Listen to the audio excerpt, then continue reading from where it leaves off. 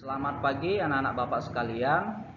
Semoga kita semua dalam keadaan sehat dan juga tetap semangat untuk mengikuti pembelajaran pendidikan Pancasila dan Kewarganegaraan.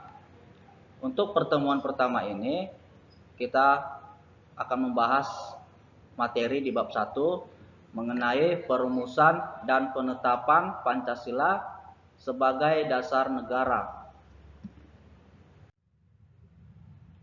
Nah, sejarah lahirnya Pancasila.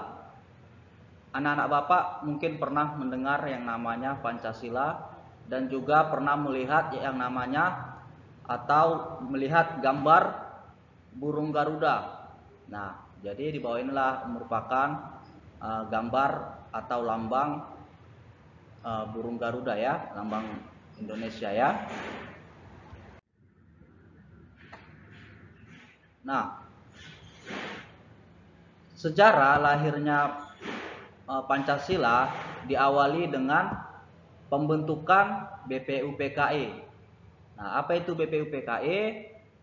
BPUPKI merupakan badan penyelidik usaha-usaha persiapan kemerdekaan Indonesia. Nah, pada tahun 1945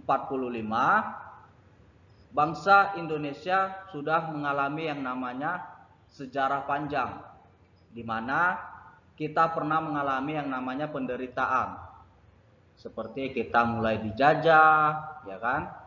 Kita tidak bebas untuk melakukan yang namanya kegiatan karena kita pada saat itu belum merdeka. Masih dalam keadaan dijajah oleh Belanda. Nah, seperti itu dia. Nah, lalu pada tahun 1945 tentara Jepang mulai mengalami yang namanya kekalahan di berbagai medan pertempuran seperti Perang Pasifik, pasukan Jepang oleh Amerika. Nah, kekalahan itu yang membuat Belanda akhirnya membuat janji mengingat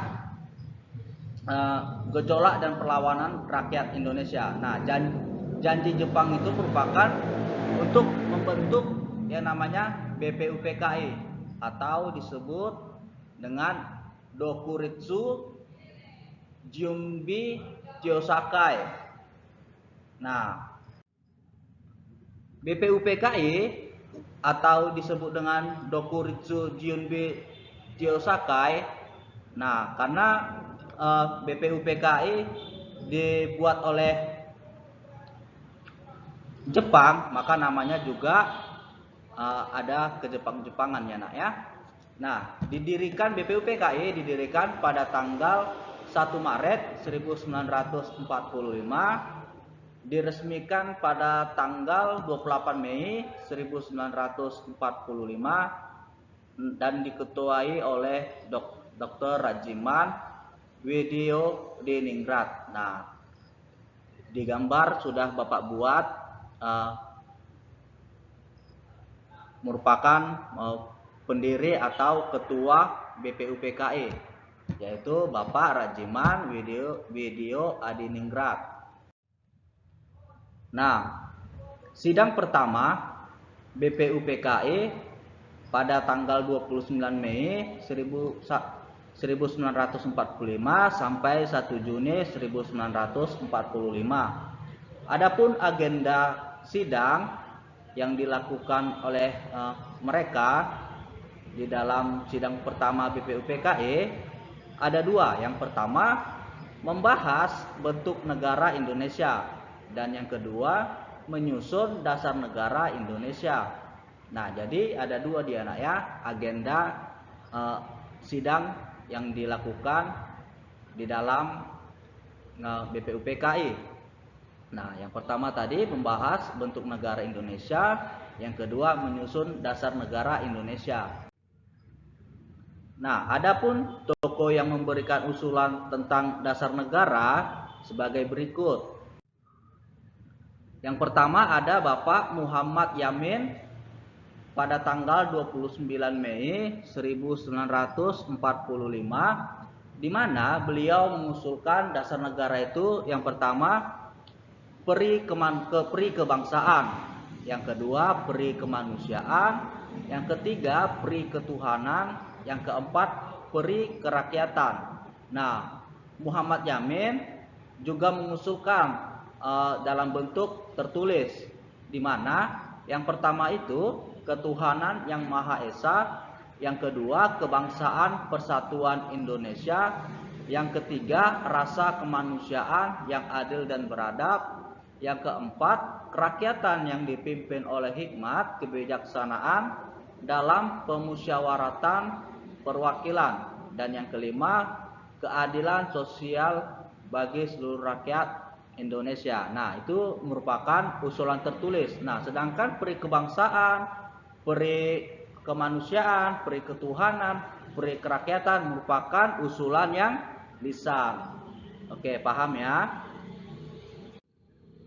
Nah, untuk usulan kedua dari Bapak M.R. Supomo pada tanggal 31 Mei 1945, di mana beliau atau Bapak M.R. Supomo mengusulkan yang pertama itu dasar negaranya itu persatuan, kedua kekeluargaan, ketiga keseimbangan lahir dan batin, yang keempat musyawarah, dan juga yang kelima keadilan rakyat.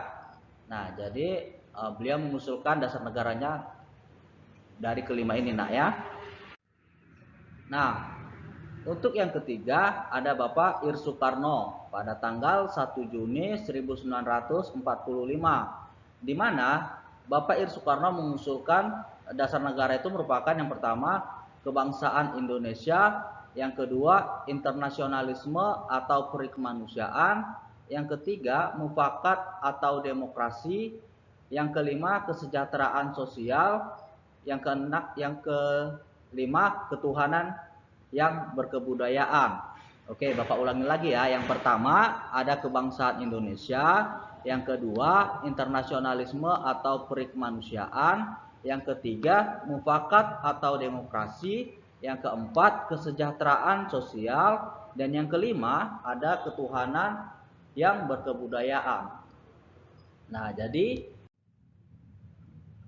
itulah para tokoh yang mengusulkan dasar negara. Nah, untuk itu sampai di sini pembelajaran PKN kita. Jika ada anak-anak Bapak yang kurang mengerti atau kurang memahami dari penjelasan Bapak tadi, bisa menghubungi Bapak langsung seperti itu, biar kita diskusi secara baik seperti itu, nak ya.